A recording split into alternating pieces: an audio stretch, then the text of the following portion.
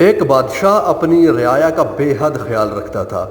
وہ اپنے بزرگوں کی تقلید کرتے ہوئے ہر روز سادہ لباس پہن کر شہر کی گلیوں میں گھومتا اور یہ جاننے کی کوشش کرتا کہ عوام کس طرح گزر بسر کر رہے ہیں۔ ایک دن وہ گلیوں میں گھومتا پھرتا جیل تک جا پہنچا۔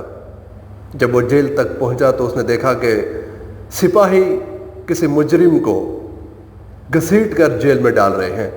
تب اس کے ذہن میں خیال آیا کہ کیوں نہ آج جیل کا معائنہ کیا جائے۔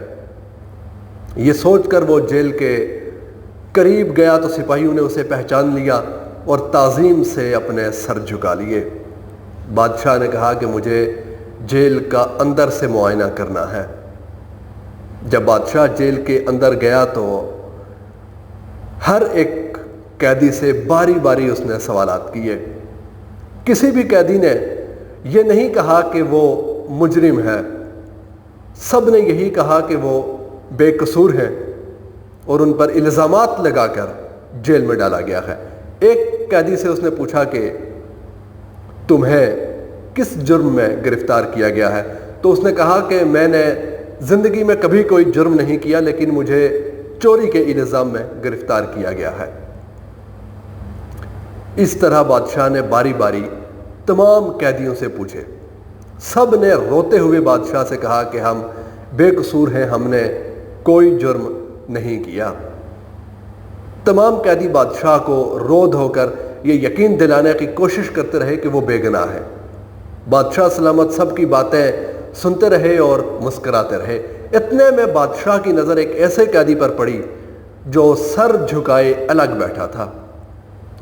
بادشاہ نے سپاہیوں سے کہا کہ اس آدمی کو ہمارے پاس لاؤ، یہ کیوں منہ چھپائے بیٹھا ہے؟ سپاہی جب اس آدمی کو بادشاہ کے پاس لائے تو بادشاہ نے پوچھا، اے نوجوان، کیا بات ہے؟ تم منہ چھپائے کیوں بیٹھے ہو؟ اس نوجوان نے کہا کہ بادشاہ سلامت میں بے حد گناہ گار آدمی ہوں، میرے گناہ نے مجھے اس قابل نہیں چھوڑا کہ میں کسی کو منہ دکھا سکوں۔ بادشاہ نے کہا، ہمیں بتاؤ تم نے کیا جرم کیا ہے؟ اس شخص نے کہا، میں ایک اچھا انسان تھا، ہمیشہ ایمانداری سے کام کرتا تھا، ایک دن نہ جانے کیوں میرے دل میں شیطان نے گھر کر لیا اور میں نے ایک آدمی کے پیسے چرا لیے اور یوں مجھے جیل بھیج دیا گیا۔ بادشاہ نے سوچتے ہوئے کہا، یہاں یہ سب بے گناہ ہیں سوائے تمہارے، صرف تم ہی ایک ایسے آدمی ہو جس نے اپنے آپ کو گناہ گار بتایا ہے، جبکہ باقی تمام رو رو کر اپنی بے گناہی کی دلیلیں دے رہے ہیں۔ لہذا اتنے بے گناہ لوگوں میں ایک گناہ گار کو نہیں رکھنا چاہیے۔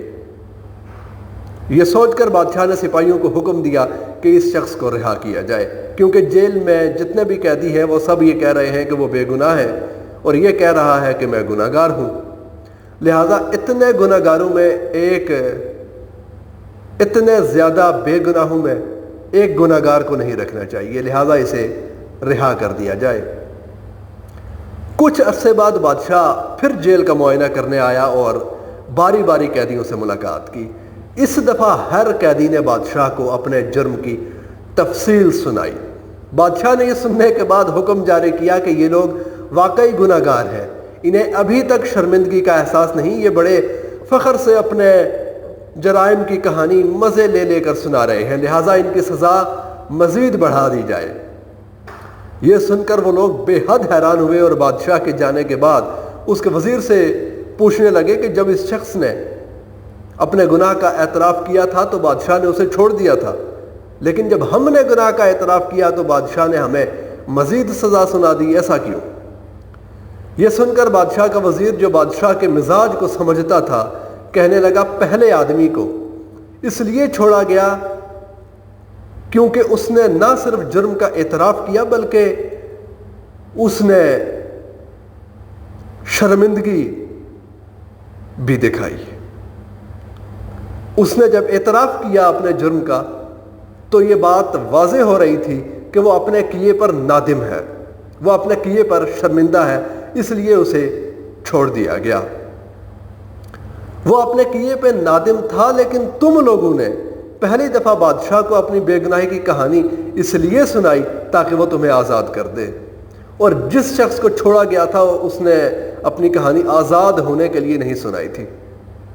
اور اس دفعہ گناہ کا اعتراف آپ لوگوں نے اس لیے کیا کہ بادشاہ شاید تمہیں چھوڑ دے، لیکن بادشاہ آپ کی آنکھوں میں اور آپ کے چہرے کے تاثرات دیکھ کے یہ سمجھ گیا تھا کہ تم لوگ نہ تو شرمندہ ہو اور نہ ہی نادم ہو، بلکہ آزاد ہونے کے لیے اپنے جرم قبول کر رہے ہو، اس لیے بادشاہ نے تمہیں آزاد نہیں کیا۔ بالکل اسی طرح اگر ہمیں سچ میں اپنی غلطی یا گناہ کا احساس ہو جائے اور اس پر ندامت بھی ہو تو ہم صدق دل سے معافی بھی مانگ لیں گے، اور وہ اللہ بہت رحیم و کریم ہے، یقیناً ہمیں معاف بھی کر دے گا، بے شک وہ معاف کرنے والا ہے۔